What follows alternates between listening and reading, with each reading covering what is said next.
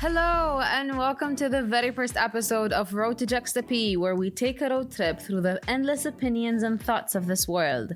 So grab your favorite drink or snack. Today's suggestion is going to be some hot tea because we're going to discuss some very interesting topics. And buckle up because it's going to be one hell of a ride. I'm your host, Jude. And before we get into today's topic, I want to address the elephant in the room. At least I feel like it's an elephant in the room, which is the theme of the podcast. If you did notice, it's kind of giving the 70s vibes, or the 70s in general, with the colors and everything. And I know the colors of the actual artwork, like blue, orange, green, yellow, I swear I do have a style. I do.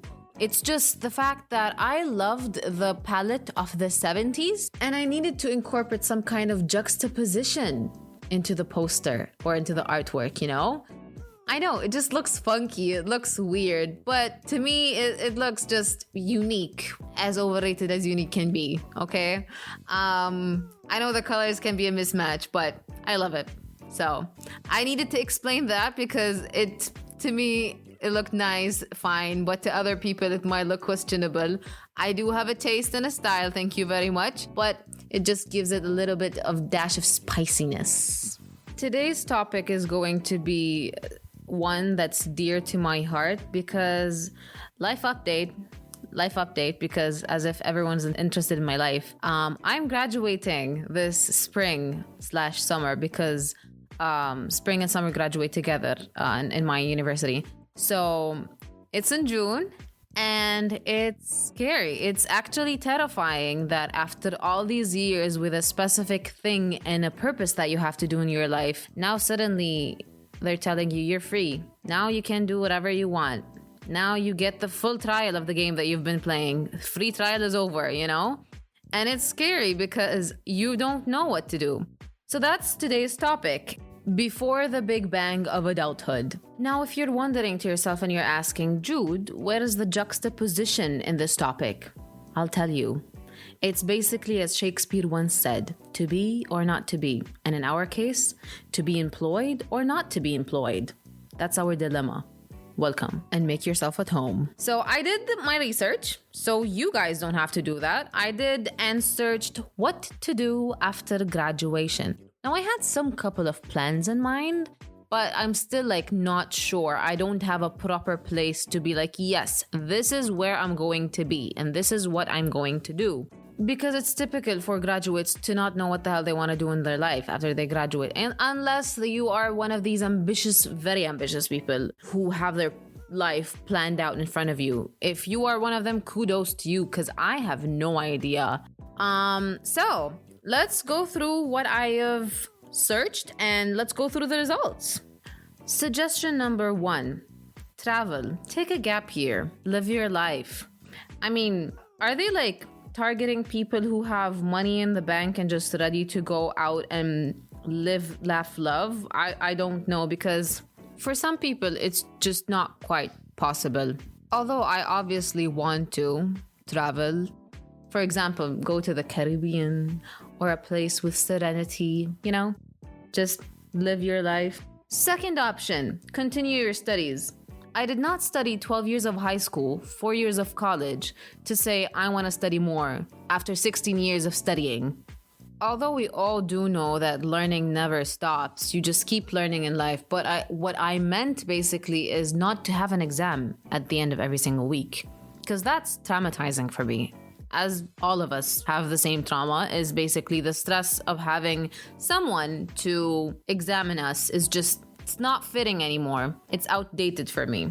Third option is basically find a graduate job. Do you think I would have searched the question what to do after graduation if I knew that I had to find a graduate job? I don't think so. It just baffles me sometimes how they think their simple answers can solve our very complex problems. But thank you. Fourth option, become an entrepreneur. I mean, the option is always available, I'm not gonna lie. But you know what they forget to always tell you? Is how. Being an entrepreneur is not an easy road to go through. So, fifth option, teach abroad. I mean, it goes hand in hand in traveling. The fact that you have to buy a ticket is just part of the step to go to do whatever you want, There are other creative options. Be an adventure guide. Okay, sure. I mean, I would have studied 4 years of college and 12 years of middle, high school, and primary school just to be an adventure guide. There is nothing wrong with being an adventure guide because sometimes they climb mountains and they just forget that they have one life. But again, it's not for me. There's another option that says become a nanny. I have 2 siblings. I think I've got that experience more than enough. Become a research assistant. I actually have a couple of friends who took that road, and one of them told me it gets boring. Now, depending on the research that you're doing, because becoming a research assistant means you're not the actual one doing the research, you're just assisting with it. Invest in your passion. Shouldn't I have a passion in the beginning? I mean, to me, I discovered my passions very late in life. My passions were discovered in my 2nd year of university, so I had no idea what to do before that. Actually, that's a lie. I do like writing. That was one of my passions, but how far can you go with writing, without knowing how to write a book, how to publish one, and how to create one in the first place? The second one says, pursue a part-time job you're passionate about. Doesn't that go hand in hand in investing in your passion? I mean, I could think of an example that I saw on the internet the other day, which was becoming a barista. That's actually really interesting. They make such interesting coffees, and the concentrations, it's actually real science, and it's just not putting this certain concentration of coffee with this concentration of water, and that's it. There is an actual coffee lab inside these coffee shops, so it's really fascinating. This is one of the options that I just thought of at the top of my head. But there might be obviously a lot more. Volunteer. I'll leave that to you guys. I have no idea what to volunteer for. I mean, where I live, I don't know where can I volunteer. Sure, it just gains more experience. I understand. It gives you the experience without taking the money back. You're doing good for the world, basically. Teach English abroad. That also involves buying a ticket. Moving on. Organic farming. I mean, I could barely keep a plant alive, let alone keep a whole field of tomatoes. So that's questionable. These were the results for what to do after graduation. And then I stumbled upon a website that gave advice on what to do in adulthood and what adulthood is like. So let's read them. I mean, before we start, okay, I believe that we should be given a kind of a manual or a catalog on what to do when you graduate, especially like the basics, taxes, how to pay your rent, how to talk to your landlord. I mean, if one of the offers is start an entrepreneurship freelance job, then there should be a way of telling us how to start that and maybe apply for a license, or here are the options you can do after you graduate. I would like a presentation on what to do after I graduate instead of a presentation on how to put my seatbelt in my car, It's just standard things. So the first advice is the real world is more fun than grumpy adults have ever told you. That's actually a good start, because most of the people now, when you ask them, hey, how are you doing? How's your job? It's like, it's fine. It pays the bills. It's like, fine. It's something to be grateful for that you're paying your bills, Second one of your friends will be instantly successful. Way to kill the beat. Wow. So should I congratulate them or be jealous of them? What should I do with this information? It's just maybe preparing yourself. It's like you're not a disappointment, but some people succeed in life faster than others, which is actually a great advice if you think about it. Although it's written in such a blunt way, it's like your friend is going to be more successful than you in a faster way. It's like, tell me your secret. But basically that, yes, everyone has their own pace in life. So if your friend suddenly makes it on the cover of Vogue magazine in the next week and just hits the jackpot, you should be happy for them because they cracked the code and you didn't. It's fine. It's actually fine. Taking things slow is better than things happening fast, because you take your sweet time enjoying every single moment that took you to reach that success. Actually, this is how I'm going to convince myself. It's a really reasonable argument that I'm going to just go with, okay? The third advice says your first job might not involve your major in a major way. I mean, I did know that before because I had some people in my family who graduated with a bachelor degree of something and then ended up working with something else. So that is a given for me. I know that my job maybe is going to be different than the certificate that I graduated with. And this is life. You have to adapt to it. That's what life teaches us, to adapt to the changes that it throws at us. Okay, the fourth advice is your 20s are lonelier than you think they'll be. I appreciate the honesty of the writer, honestly. Honesty and honestly. Wow, okay. But I really appreciate their honesty. They're just like not giving us any sugarcoating and they're just giving us the truth. So I really appreciate it. But I think I read somewhere that when you think that you are binge watching your own TV show and you think that others are having the time of their life, trust me, they're not. They're just binging another show. On Netflix, maybe on Hulu, who knows? But like different subscription, different show, but same sitting, you know? You're just both sitting on the couch, binge watching your shows and thinking that others are having the time of their lives. I mean, it is partly because we stopped being gathered in a place where we are surrounded by our age group because, you know, once you graduate, you become in the midst of 30s and 40s, and as in between people who are 30 and 40 and 50. So you kind of disconnect from your age group because you don't gather in the same place anymore because university is where you guys used to go together. Fifth advice, being an adult comes with a large amount of paperwork. That's sad that like life is not progressing and instead of paperwork, it's digital work. Yeah, I know that's the only thing that I focused on.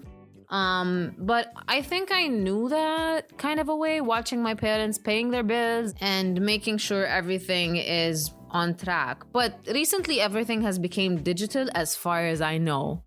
But there are paperwork, things that you have to sign, make sure that you're up to date with this, make sure you have to do that. It is a lot of paperwork. Yeah. Sixth advice. Your generation gets unfairly labeled for entitlement. Do not accept that. Thank you. Yeah, I think I get where the writer is coming from, which they're saying is basically our generation is usually labeled as people who don't know what they're doing, or we're just like the depressed people who have no idea what to do in life. And for the fact that I'm not depressed, but I am clueless, it does say something. But Plato, a Greek philosopher, did once say that I am the wisest man alive, for I know one thing, and that is that I know nothing. It's basically telling us that the adults would act like they know everything and treat you like you know nothing, when in fact they as well know nothing. In the article that I read, it says that people who are older than us fear us, actually. Why? Because we know in technology and in the modern age kind of trends more than they do. So in reality, we both need each other. We need their guidance through life because they've lived longer, and they need our knowledge to be up to date with life. Advice number 7 says, pay attention in meetings. I did have experience in going through meetings because I worked in my university for the radio station that was there.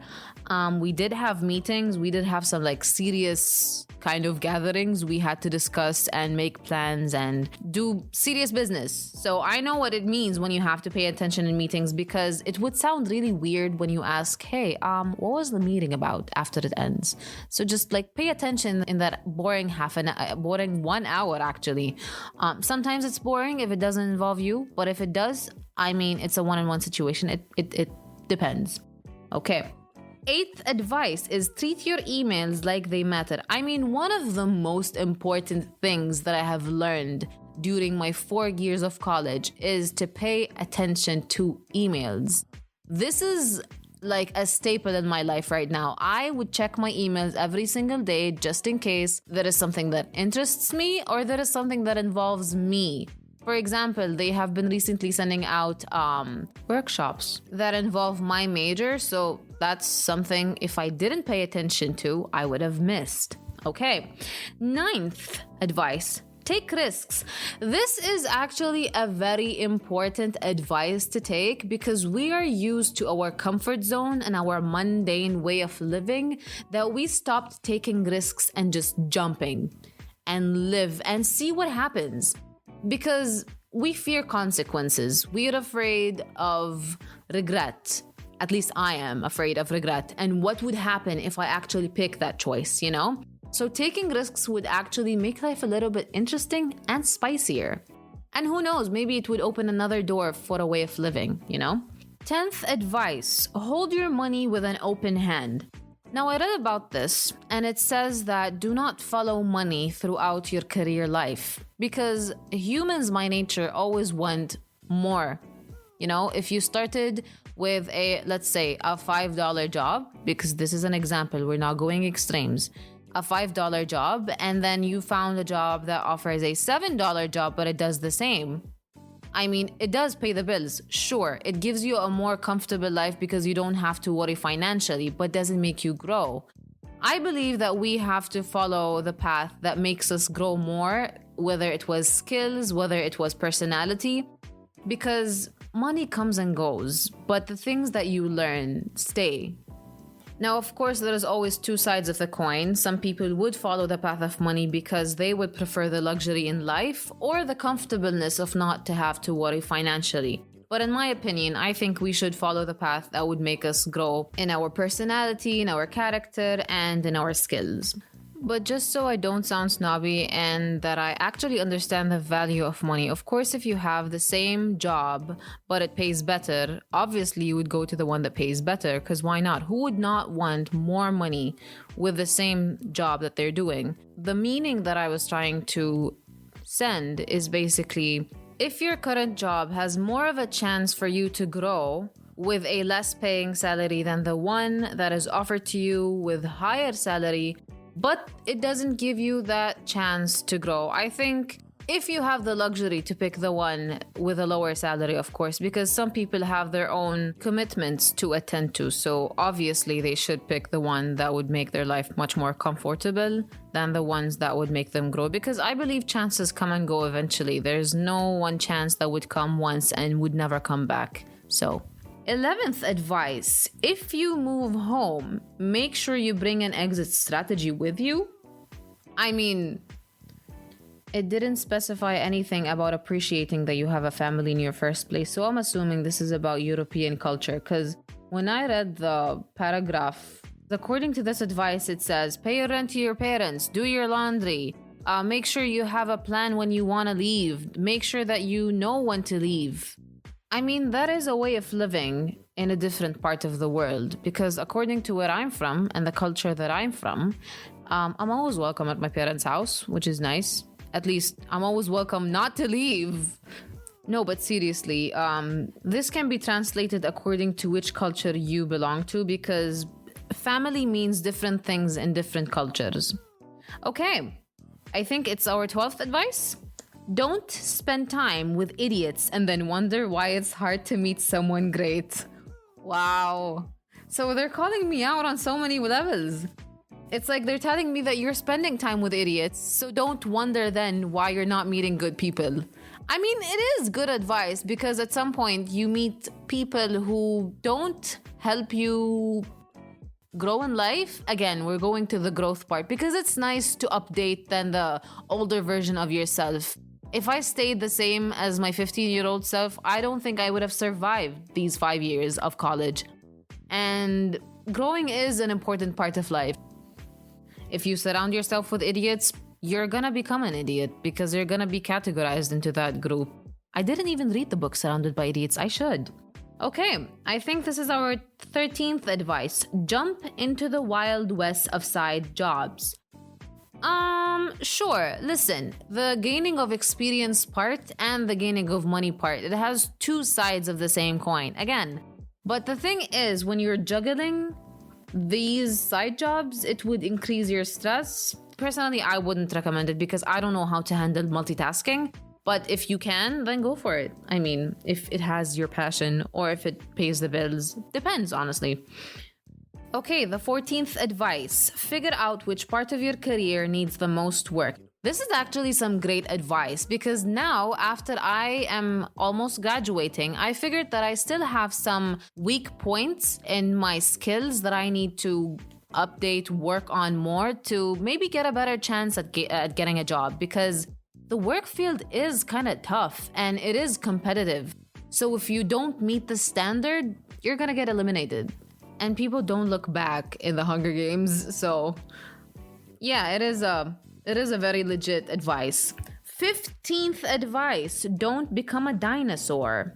That basically connects back to our point in which never stop learning, or as Dory once said, don't stop swimming, or just keep swimming. Sorry, Dory. Just keep swimming. We don't stop learning in life when we graduate college, because there is always something new to learn every single day. And when you have a planet like Earth with like 7 billion people and counting, there is always something new to learn. Okay, I think this is our 17th advice. I'm trying to keep count, honestly. Don't burn many bridges. Oh, I've heard this one somewhere where it says, leave your relationship with people on its peak or in its best form, and don't leave while burning the bridge. Burning the bridge actually means leaving on bad terms. Like, you two had a fight and you left and never talked since then. Because life is unexpected. Again, it has many ups and downs, so you never know when you're going to need that person again. And when you need them again, people don't do favors when they're in a bad term with another person. So like, keep your slate clean. Try as much as possible to keep the communication going, because people fall out because of misunderstandings or of miscommunications, because you never know when you need that helping hand. Okay, our 18th supposedly advice, put your phone down when talking to someone. This is one of my pet peeves.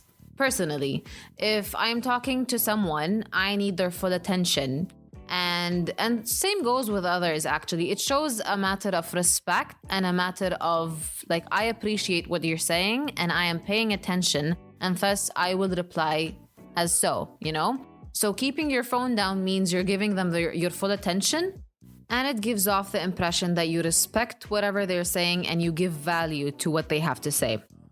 19th advice. Remember, it's all an audition. Now, from what I understood of what the writer was meant to give out or send to us, is basically life is full of trials when applying in jobs. And when you have a certain job that doesn't meet your standard or doesn't meet your criteria, for example, you're looking for a full-time job. The job that you're offered is a part-time and it doesn't offer as much. It basically says that don't be picky with picking your jobs. This is actually great advice for me, because the other day I was talking to my mom about what I want in my job. And she says, Jude, that this is a time where jobs are luxury. We went through a pandemic of 2 to 3 years where people had to be fired out of their jobs for financial issues. And for the people who still had their jobs, they felt grateful. Even though they hated their jobs, some of them at least, they felt grateful that they still had their jobs. So in these times of days, we should be grateful to actually have an opportunity to apply for a job and get accepted. If it's a part-time job, wait for the time. Maybe they'll actually accept you in full-time if they see that you're serious enough and you actually meet their standards. So never give up, and don't assume, because the only thing consistent in life is change. So our last and 20th advice says, Drake was right. Starting from the bottom, now we're here. We have to appreciate that not all of us are going to get the job of a manager, the CEO of a company, or just like get into a decent job the second we graduate. There is a serious amount of hustle that we have to do to reach to a part where we consider ourselves successful. And we have to start from the bottom. We have to go through the struggles of paying rent, paying the bills, and sometimes starting from the bottom would give you more experience in dealing with different kinds of people. I believe that you would be more exposed to a variety of colorful people, you know? So we always forget that the destination is only a goal, and the actual adventure and the actual effort that we have to put is through the journey. And there are some sweet moments in the journey that you're going to learn from and you're going to remember. And remembering the journey and having fun with it is better than just looking at the goal and not knowing or not paying attention to that journey, to that position that you want, or to the destination that you are hoping to reach. Just like we are now enjoying the road trip while reaching to the conclusion of this episode. Thank you so much for listening to the very first episode of Road to JuxtaP. I hope this lighthearted episode attended to your needs for today, because I thought that we need a warm-up before we get down to business and meet the Huns properly. We have some hefty topics to talk about in the next episode of Road to JuxtaP. I hope you enjoyed very much, and I hope to see you in our next episode. Don't forget to click the notification button on your Spotify and Google Play so you can be notified whenever I upload an episode. And join me on my Instagram account, Jude Gharaibeh, that is JudeGharaibeh on Instagram, where we're gonna have some questionnaires and we're gonna have some discussions about today's episode. So tune in, and I hope I'll see you soon. Bye!